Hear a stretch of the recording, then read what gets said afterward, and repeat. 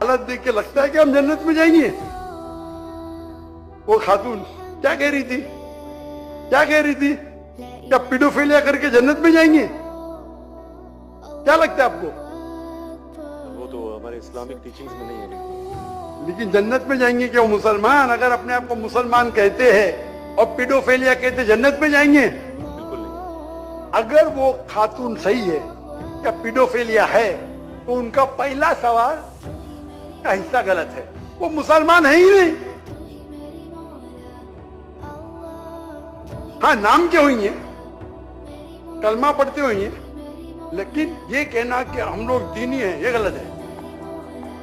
अगर वो इस्तिगफार करे अल्लाह ताला माफ कर सकता है उनको, कोई भी गुनाह। लेकिन ये कहना कि इस्लामिक है, नाम के मुसलमान होंगे या नॉट प्रैक्टिसिंग मुस्लिम होंगे, तो हमें गलत फहमी है कि मुसलमान